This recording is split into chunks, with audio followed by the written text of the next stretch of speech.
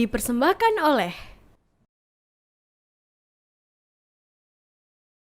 Bismillahirrahmanirrahim. Assalamualaikum warahmatullahi wabarakatuh. Waalaikumsalam warahmatullahi wabarakatuh. Pemirsa TVmu dimanapun Anda berada, selamat kembali menyaksikan podcast TV Show bekerjasama dengan UMJ Universitas Muhammadiyah Jakarta, di mana kita akan membahas berbagai macam topik dengan menghadirkan berbagai macam informasi yang penuh dengan inspirasi dan juga motivasi. Bersama dengan saya Vini Auliani. Dan kali ini kita akan membahas tema mengenai menuju keluarga ideal bersama hukum keluarga Islam dengan narasumber kita kali ini, yaitu Ketua Program Studi Hukum Keluarga Islam dari Fakultas Agama Islam UMJ, yaitu Bapak Usman Al-Farisi SHI MAI, yang saat ini sudah berada di samping saya. Langsung saja kita sapa. Assalamualaikum Pak Usman, apa kabar? Assalamualaikum Ibu, Alhamdulillah sehat. Ibu gimana? Sehat, Alhamdulillah sehat juga Pak. Alhamdulillah. Ya, Pak Usman, ini kita topiknya sangat menarik sekali karena kita akan membahas menuju keluarga ideal bersama hukum keluarga Islam ya. Berarti Betul, ini betul. keluarga ideal yang sesuai dengan kaidah-kaidah keislaman ya Pak Usman ya.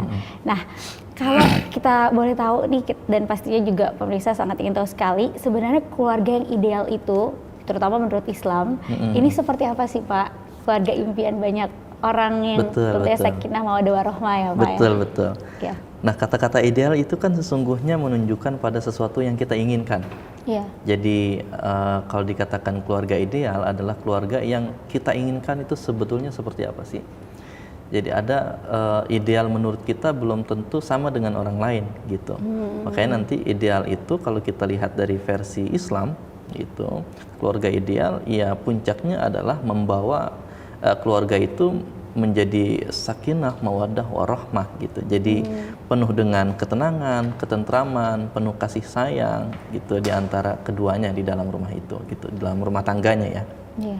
Nah, untuk itu maka dalam rangka menciptakan keluarga yang sakinah mawaddah warahmah atau keluarga yang ideal itu tidak bisa langsung tercipta simsalabim bruk begitu saja. Jadi ketika dia menikah langsung tercipta keluarga yang ideal atau keluarga yang sakinah mawaddah warahmah, tidak bisa seperti itu. Jadi prosesnya itu sudah kita mulai sejak sebelum pernikahan. Jadi sebelum pernikahan itu kita harus memperhatikan banyak hal agar supaya pernikahan kita langgeng ya, agar supaya pernikahan kita sakinah mawaddah warahmah itu tadi.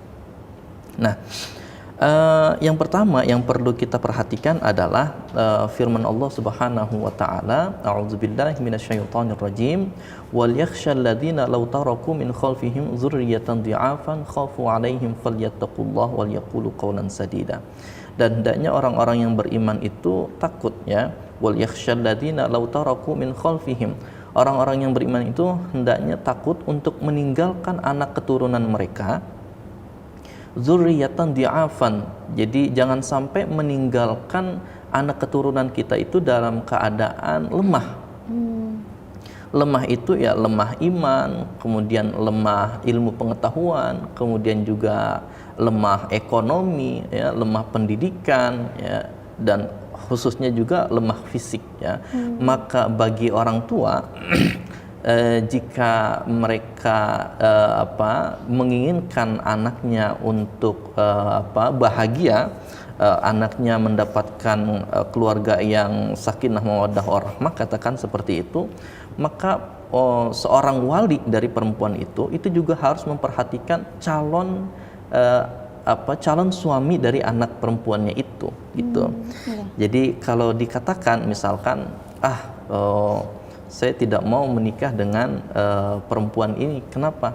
Dia matre. Padahal sesungguhnya bukan matre.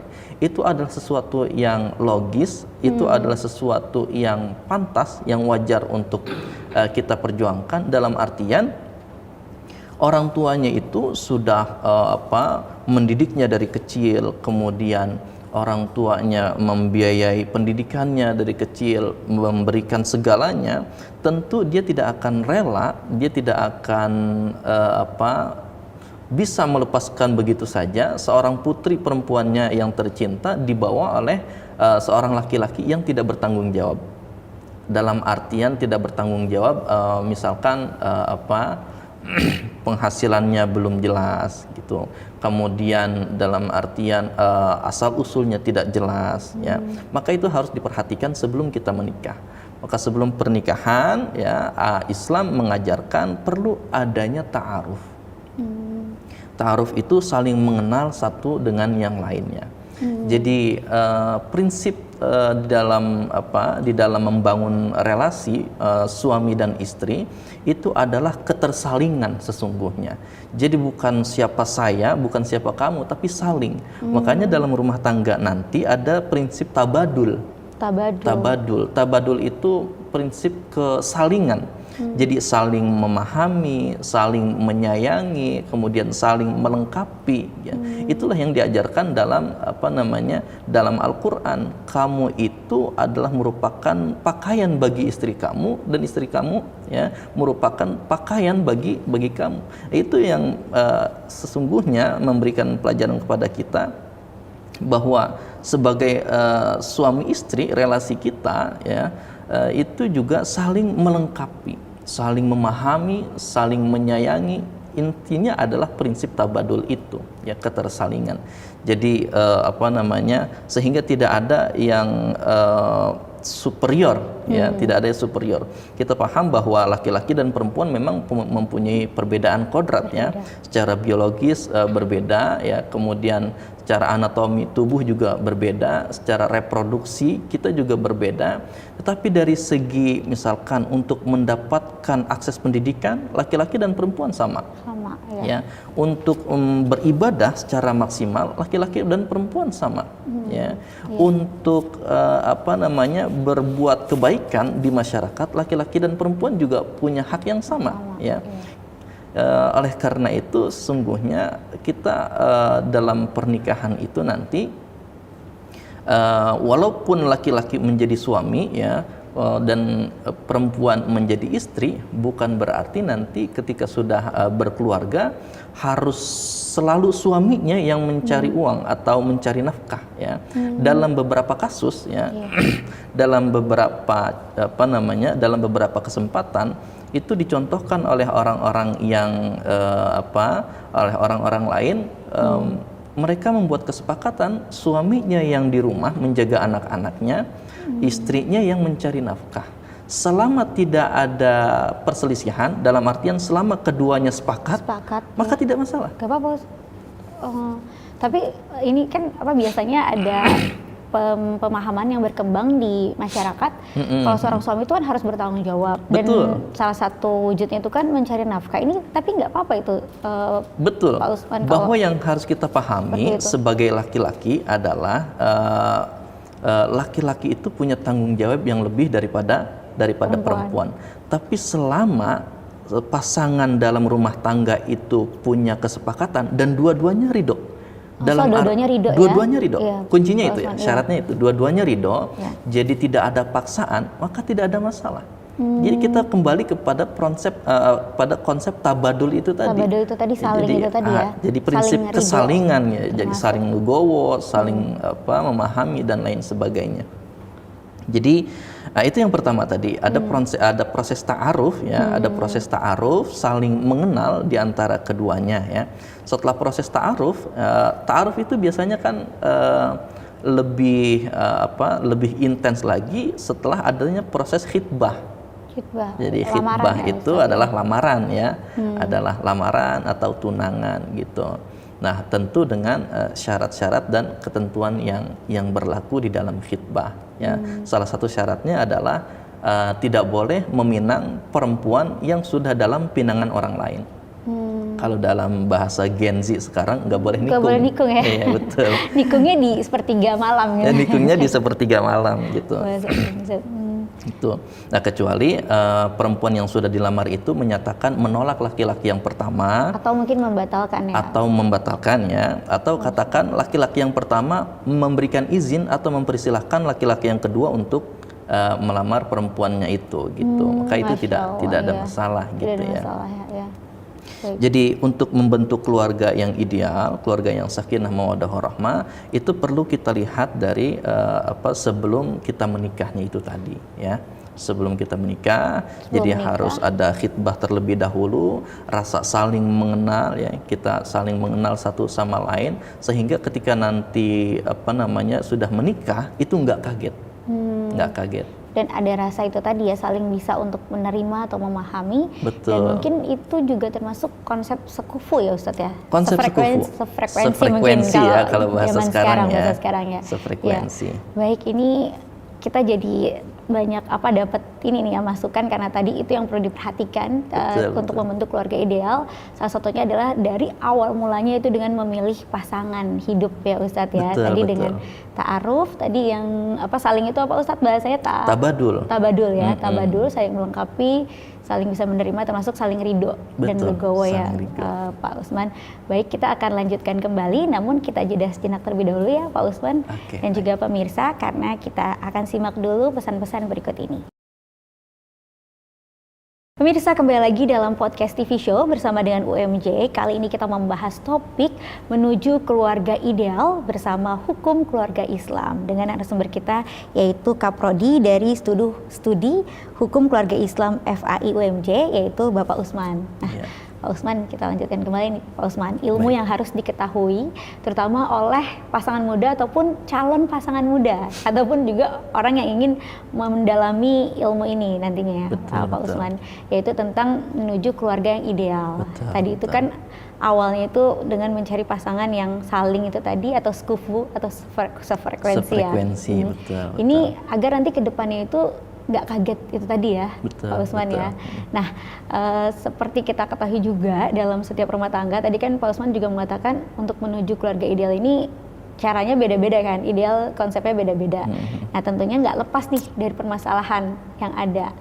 Biasanya kita berpikir kehidupan pernikahan itu indah-indah aja. Ternyata pas mendalami aduh banyak juga ya. Misalnya kerikilnya.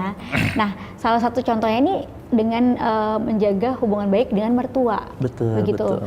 Nah, kalau di Islam sendiri sebenarnya ketika seorang pria sudah berkeluarga, mana sih Pak Usman yang harus didahulukan? Apakah misalnya nafkah untuk istrinya atau untuk orang tuanya?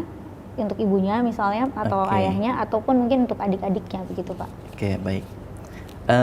Pertama, sebelum kita membahas tentang terkait dengan nafkah itu, maka terlebih dahulu kita harus memahami bahwa ketika kita menikah itu sesungguhnya kita bukan saja hanya menyatukan dua insan. Jadi ketika terjadi pernikahan itu bukan saja hanya menyatukan dua orang yang sedang jatuh cinta ya, tetapi sesungguhnya terjadinya pernikahan itu juga kita menyatukan kedua keluarga besar. Ya, jadi menyatukan keluarga besar antara keluarga laki-laki dengan keluarga perempuan. Makanya kan kalau kita pernikahan itu yang dimohonkan adalah doa dan restunya ya. Doa dan restunya, makanya kita memohon restu dari keluarga besar dan orang-orang ya untuk pernikahan kita. Nah, oleh karenanya ketika keluarga, katakanlah dalam hal ini orang tua sudah memberikan restu dan ridhonya, maka pernikahan kedepannya insya Allah akan menjadi lancar ya, akan menjadi lancar. Terlepas nanti ada problematika yang terjadi di tengah pernikahan dan seterusnya ya. Tetapi ridho itu menjadi sangat penting untuk perjalanan pernikahan ya. Karena mengingat bukan menyatukan dua karakter yang berbeda, tetapi dua karakter keluarga yang juga berbeda. Kadang perbedaan bahasa, kemudian perbedaan adat, kemudian budaya dan lain sebagainya. Kebiasaan juga ya. Itu mempengaruhi mempengaruhi perjalanan pernikahan kita nantinya gitu. Nah, berkaitan dengan nafkah ya, maka ketika sudah menjadi suami ya, ketika sudah menjadi suami, kita perlu memahami bahwa nafkah itu sejatinya diutamakan kepada istri. Ya. Adapun sang suami tetap berkewajiban untuk berbakti kepada orang tua. Ya, berbakti kepada orang tua dalam hal ini ibu dan ayah. Tetapi berkaitan dengan nafkah, maka itu diutamakan kepada istri. Kenapa demikian? Kalau kita berpikir secara logis, ya, perempuan itu diminta oleh suaminya agar menjadi istrinya, ya, untuk menjadi istrinya. Tentu perempuan itu berharap bahwa dia akan dinomorsatukan, dia akan diistimewakan dalam artian ketika dia menjadi putri dari seorang ayah, ya, dia mendapatkan itu semua, gitu ya kan, mendapatkan itu semua. Nah, ketika dia menjadi istri dari suaminya itu, ya, maka sesungguhnya suaminya itu punya kewajiban, ya, untuk menanggung semuanya, berkaitan dengan istri tadi. Makanya ketika kita mengucapkan akad nikah, ya, sesungguhnya kalau dalam akad nikah kan itu kan biasanya saya terima nikahnya, ya. Misalkan si fulanah binti fulan dengan mahar atau mas kawin sekian, ya. Maka ketika seorang pria mengatakan saya terima nikahnya, itu adalah sesuatu yang sakral dan sesungguhnya itu adalah pelimpahan tanggung jawab, ya, dari sang ayah yang menjadi wali kepada sang suami, ya. Ketika terjadi akad nikah, maka tanggung jawab itu, ya, dilimpahkan kepada suami. Yang tadinya tanggung jawab ayah dilimpahkan kepada suaminya itu. Artinya gini, katakan suaminya namanya si fulan lah, ya, si fulan. Hei fulan, bahwa anak perempuan saya ini, putri saya ini, dari kecil saya berikan yang terbaik, ya, sholatnya saya jaga, ya, akhlaknya saya jaga, semuanya saya ajarin, ya, bahkan surga nerakanya saya tanggung dari kecil sampai besar, gitu ya. Maka tatkala terjadi perpindahan tanggung jawab itu, sang suami itu seakan-akan menerima, sekarang saya terima pelimpahan tanggung jawab itu, surga dan nerakanya istri sekarang menjadi tanggung jawab saya, bahagia dan sedihnya istri sekarang menjadi tanggung jawab saya. Maka kalau dikatakan pernikahan sesuatu hal yang bahagia, itu betul. Tetapi di sisi lain, pernikahan adalah sesuatu yang sakral. Kenapa sakral? Ya karena tadi itu, pelimpahan tanggung jawab yang cukup besar, ya, yang cukup besar. Jadi sesungguhnya kalau kita lihat di dunia nyata, ya, problematikanya bukan cuma dengan ibu mertua saja, tapi banyak, ya. Apakah dengan adik ipar, itu kan faktor eksternal, ya. Nah, internalnya beda lagi nanti, dari gaya bahasa, ya, antara suami dan istri kan banyak perbedaan. Apakah itu dari cara ngomongnya yang berbeda, gaya bahasanya yang berbeda, atau cara memperhatikannya yang berbeda. Itu juga kadang terjadi perbedaan sehingga menimbulkan masalah, gitu. Gitu, ya, ya. Baik. Nah, ini biasanya juga ketika seseorang ingin melangsungkan pernikahan, biasanya kan mereka disibukkan untuk persiapan, ya. Persiapan baik itu apakah resepsi ataupun akadnya, pestanya, demikian. Padahal kan ada yang lebih esensi dari itu, gitu. Sebenarnya apa sih yang harus diperhatikan mungkin bagi para calon pasangan, gitu, yang akan memulai biduk rumah tangga, gitu, seperti apa tuh Pak Usman? Pertama-tama bahwa kita tidak bisa langsung tidak bisa langsung fokus terhadap resepsi yang kita lakukan, ya. Karena sesungguhnya pernikahan itu perjalanan panjang, ya. Ibadah yang paling panjang kan adalah pernikahan, ya. Maka cobaannya itu ya seumur hidup kita, ya, selama pernikahan kita.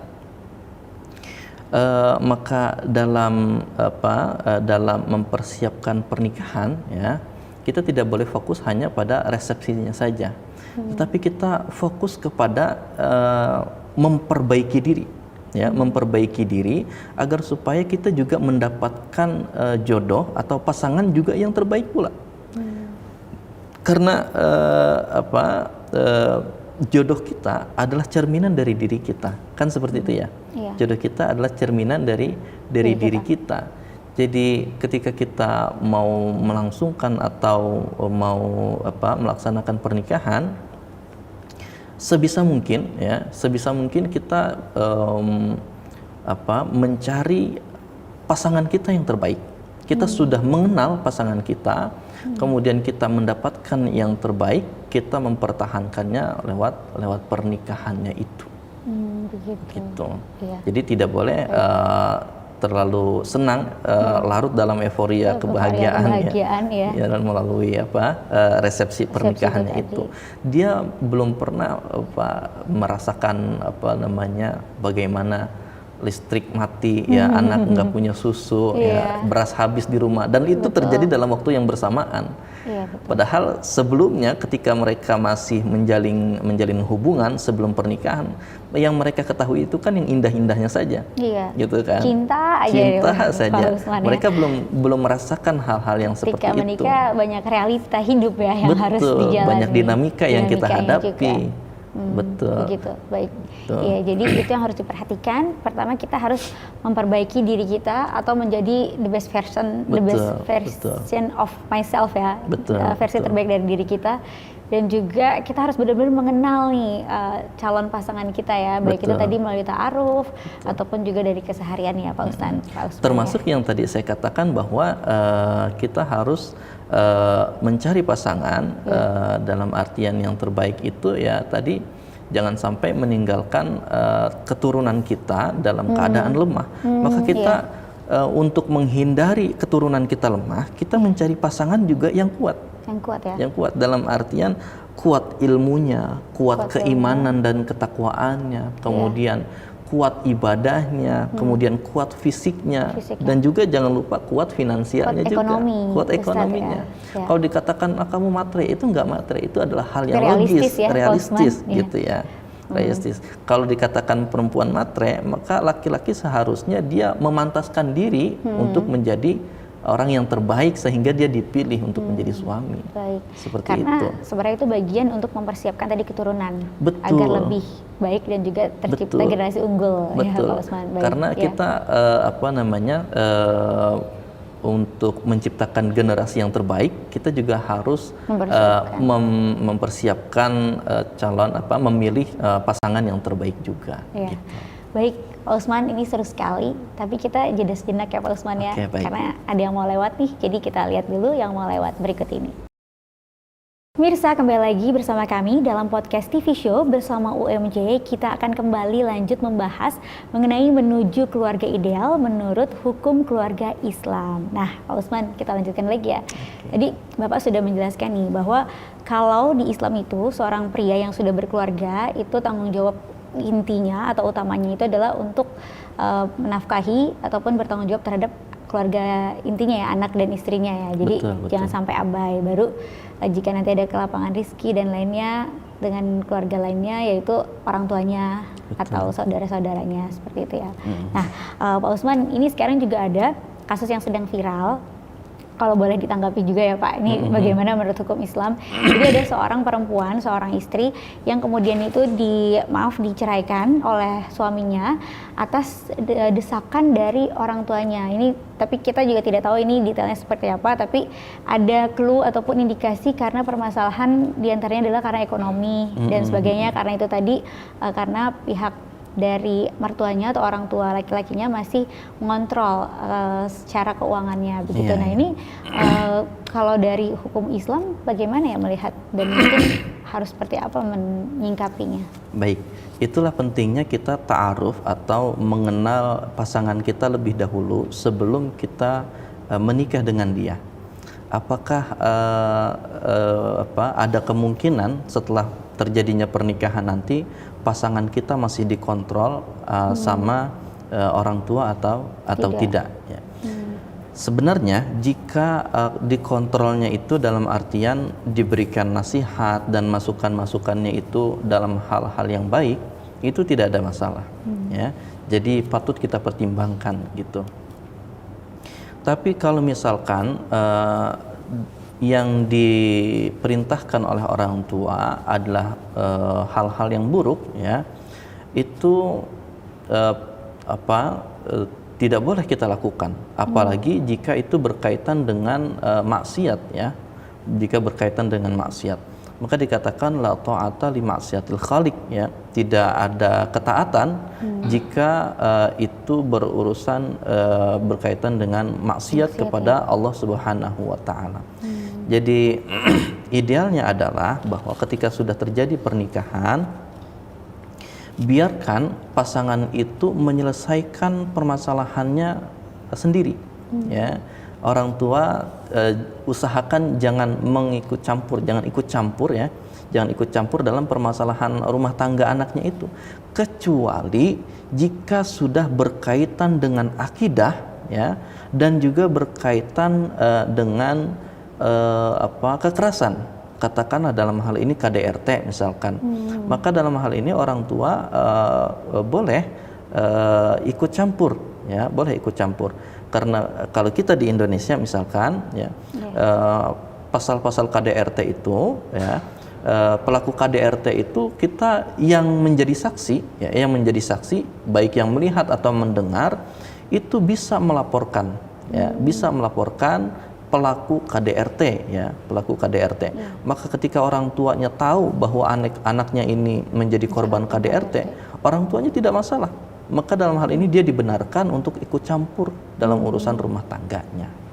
Begitu. Baik, gitu ya, Pak Usman. Jadi ya, selama itu bukan berkaitan dengan akidah dan KDRT, maka itu tidak orang tua seharusnya tidak ikut campur dalam permasalahan anak. Baik, gitu. jadi kuncinya itu tadi, selama tidak berhubungan dengan akidah dan KDRT sebaiknya jangan ikut campur, ya, Pak Usman, ya. Nah, ini berarti juga ketika suami istri itu ada permasalahan, berarti lebih baik kalau tidak penting-penting amat, tidak perlu menceritakan ke orang tua masing-masing, ya, untuk kelanggengan ke depannya, ya. Betul. Pak Usman, ya. Karena ketika kita menceritakan semua permasalahan kita kepada orang tua, itu akan membuka pintu intervensi. Jadi orang tua ada kemungkinan untuk intervensi, masuk lebih dalam ke permasalahan rumah tangga anaknya itu. Iya, bisa jadi udah baikan, tapi orang tuanya masih inget-inget nih mungkin kesalahan pasangannya. Bisa gitu, jadi ya. istri sudah memaafkan, tapi karena ucapan orang tua jadi marah lagi, gitu. Ya. Ya, baik. Nah, ini seru sekali ya, karena ternyata itu semua diatur dan dipelajari ya dalam hukum keluarga Islam. Hukum keluarga Islam. Hukum keluarga Islam. Nah, di UMJ sendiri kan ada nih program studinya hukum keluarga Islam. Nah, ini mempelajari apa saja sih, Pak Usman? Oke. Dalam hukum keluarga Islam di Prodi HKI Universitas Muhammadiyah Jakarta ada banyak sekali yang kita pelajari. Jadi dua hal yang kita pelajari adalah berkaitan dengan hukum Islam dan hukum umum. Hukum ya. umum. Berkaitan dengan hukum Islamnya nanti kita ada mata kuliah pokok, ya. Dalam hal ini nanti kita akan diajarkan fikih munakahat. Fikih munakahat itu berkaitan dengan pernikahan, ya. Fikih munakahat, kemudian kita akan belajar terkait dengan kaidah-kaidah hukum Islam, seperti misalkan hukum Islam, qawaid fikih, filsafat hukum Islam, dan lain sebagainya. Intinya di dalam hukum keluarga Islam itu kita dipersiapkan untuk menjadi keluarga yang ideal, dan juga dipersiapkan untuk menjadi konsultan keluarga ideal, gitu ya. Jadi karena kita mendapatkan pengetahuan terkait dengan keluarga ideal itu, kita juga bisa memberikan penyuluhan kepada orang lain terkait keluarga ideal itu seperti apa sih, gitu.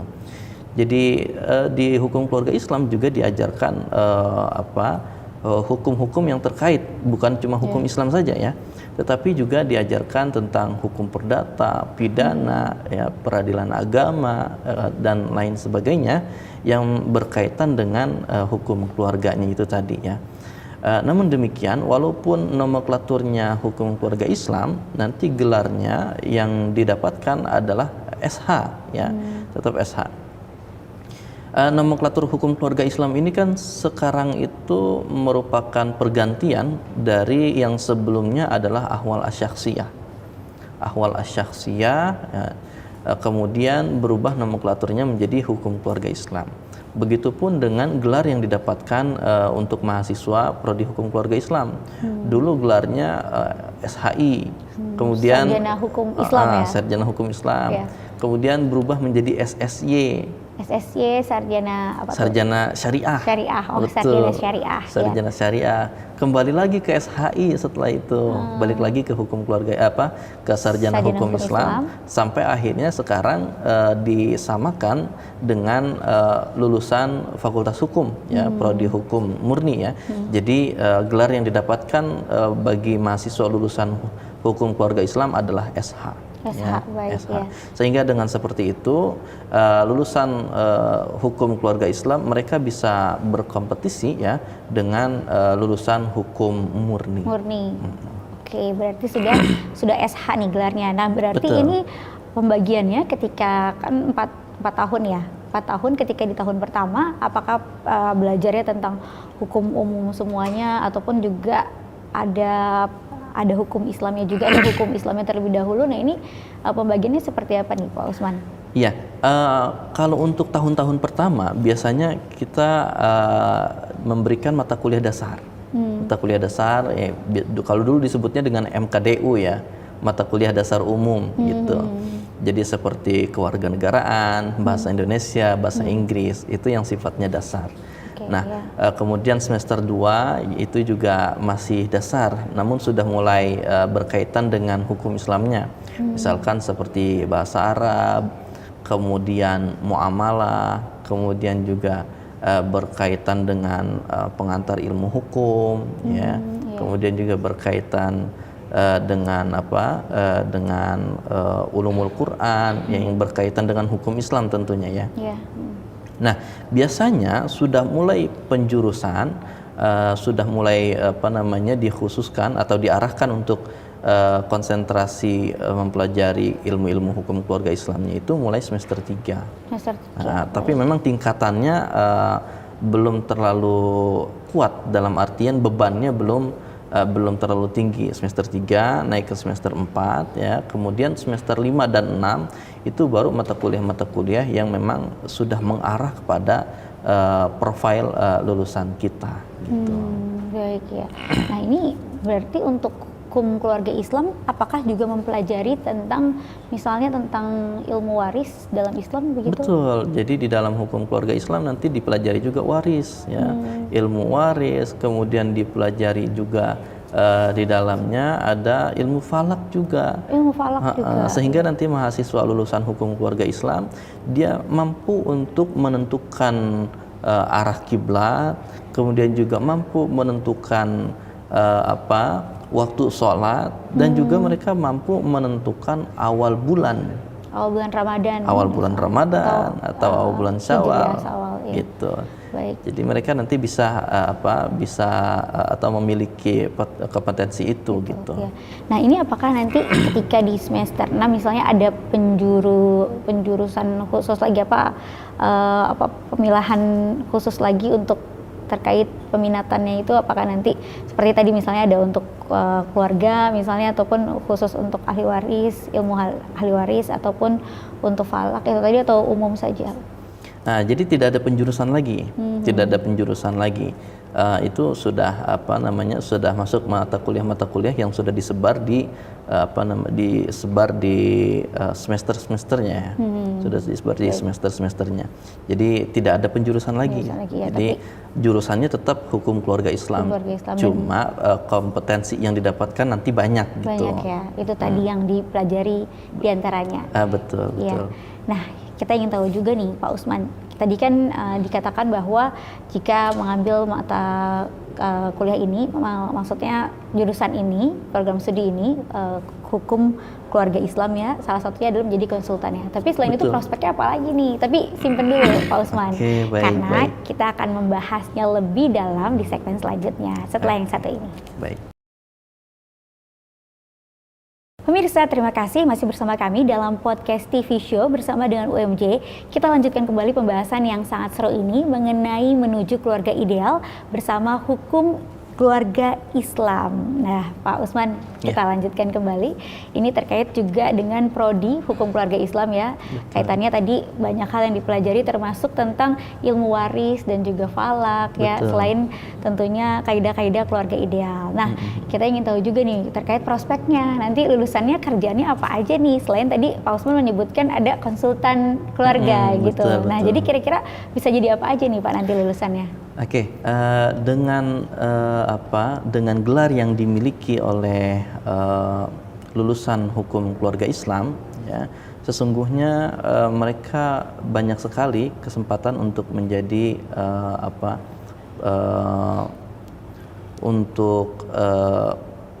menjadi hakim misalkan ya. Iya. Jadi mereka bisa masuk ke berbagai sektor ya. Mereka bisa jadi hakim, kemudian mereka bisa jadi mediator, kemudian mereka bisa jadi advokat, mereka bisa Advokat jadi juga ya? advokat bisa, mereka bisa jadi penyuluh keagamaan, ya, kemudian penyelenggara hukum Islam, ya, dan tentu juga mereka juga bisa jadi praktisi keilmuan atau tenaga pendidik ya, misalkan dalam hal ini guru, dosen dan lain sebagainya. Namun begini. Di prodi hukum keluarga Islam itu profil lulusannya sebagaimana yang disebutkan tadi ya, kesemuanya itu hampir rata-rata membutuhkan pendidikan khusus.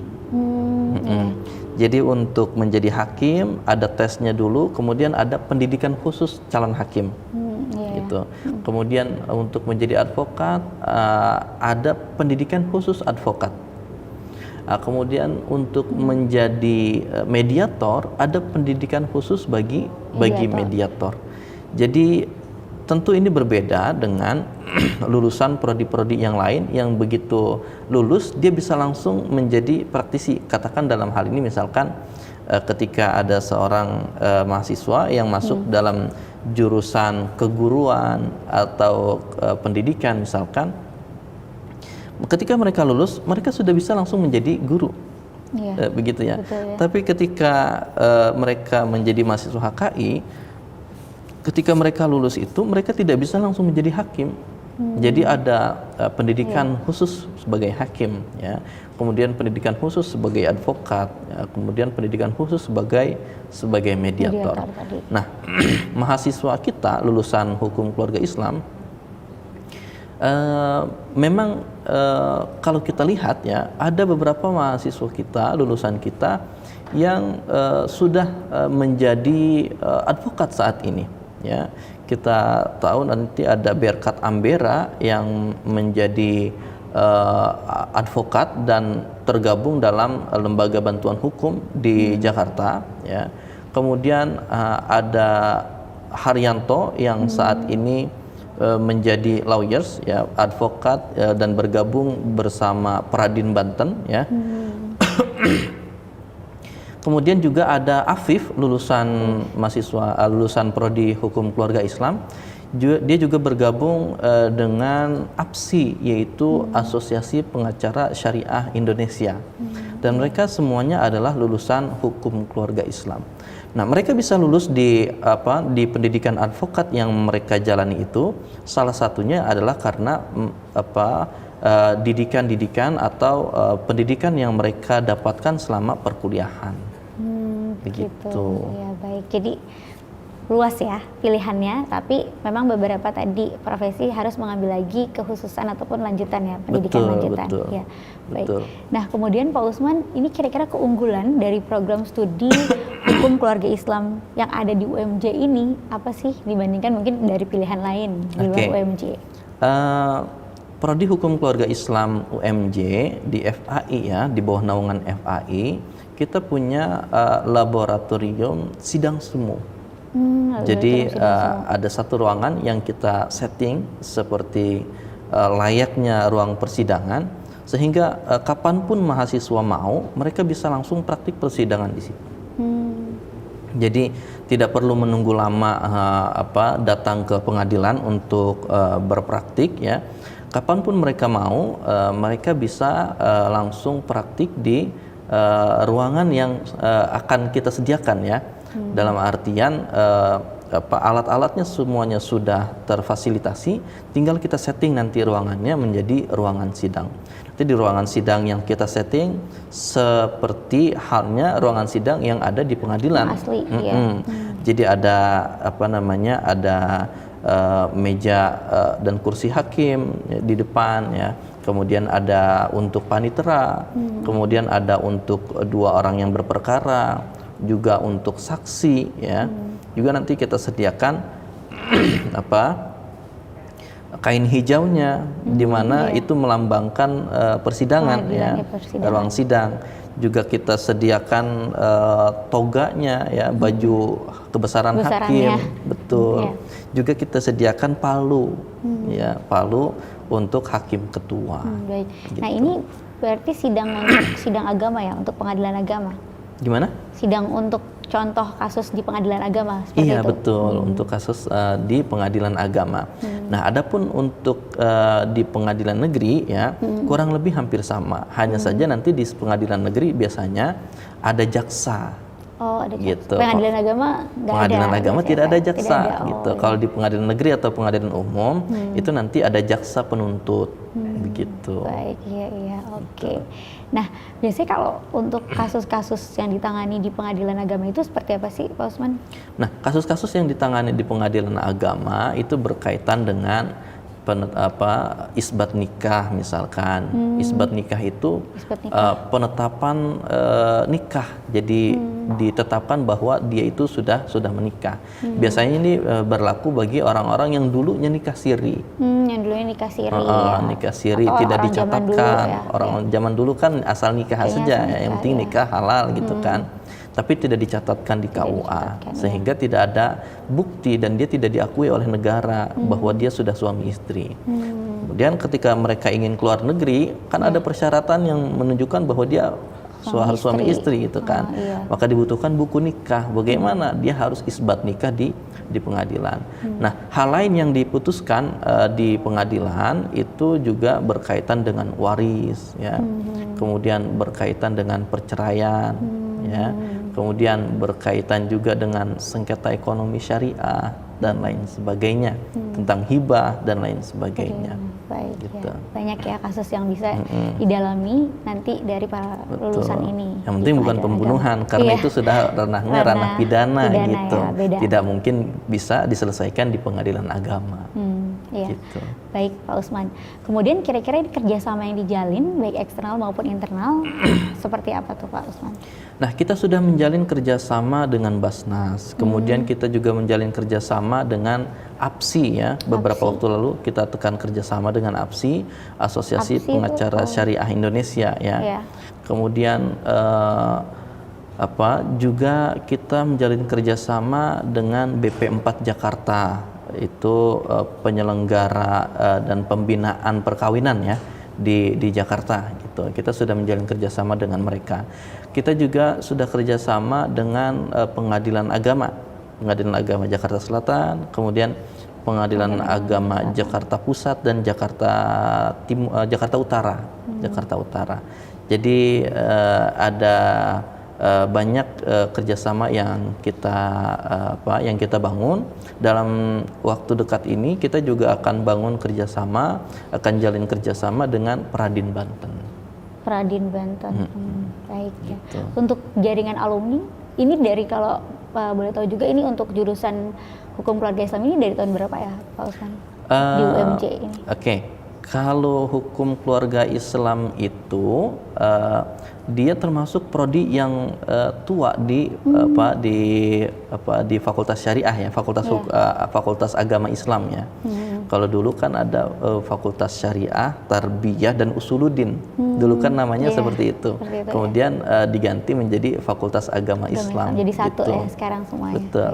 Jadi cukup lama ya, cukup lama, termasuk prodi yang tua di UMJ ini gitu. Alumni juga jaringan dengan alumni Alumninya seperti apa? sudah menyebar. Cukup banyak ya? Iya, cukup banyak menyebar, bukan cuma di Jakarta, bukan cuma di wilayah Jawa Barat, tetapi menyebar. Menyebar ya. Menyebar. Dan ada juga jaringan dengan alumni. Betul, untuk betul. kerjasama yang terjalin juga Betul. dengan para alumni. Ya. Betul. Baik, Pak Usman, sebenarnya banyak sekali yang masih ingin dibahas, namun waktunya terbatas nih. Nah, Pak Usman mungkin boleh beri juga sedikit kesimpulan ataupun mungkin juga apa yang perlu diperhatikan bagi pemirsa semuanya ini terkait untuk bisa mewujudkan keluarga yang ideal seperti apa, dan juga terkait ajakan jika ada teman-teman pemirsa yang ingin bergabung dengan fakultas ataupun juga program studi hukum keluarga Islam ini, silahkan. Baik, sesungguhnya untuk menjadi keluarga yang ideal, keluarga yang sakinah mawaddah warahmah, dibutuhkan banyak hal-hal pendukung, dan hal-hal pendukung itu, faktor-faktor pendukung itu kita mulai dari sebelum pernikahan.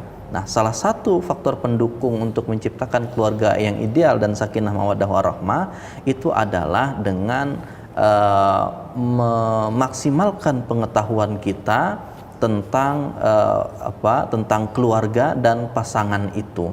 Nah, bagaimana kita memaksimalkan pengetahuan kita? Kita dapat pengetahuan tentang keluarga, mendapatkan pengetahuan tentang pengelolaan rumah tangga. Nah, itu adanya di dalam prodi hukum keluarga Islam.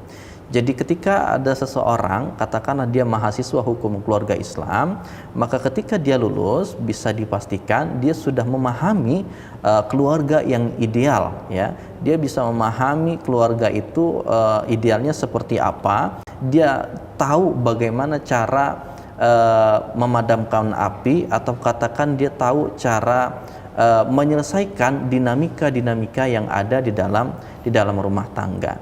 Jadi singkatnya, jika ingin mendapatkan keluarga yang ideal, jika ingin membangun keluarga yang ideal, yang sakinah mawaddah warahmah, jawabannya cuma satu: bergabung dengan prodi hukum keluarga Islam FAI UMJ.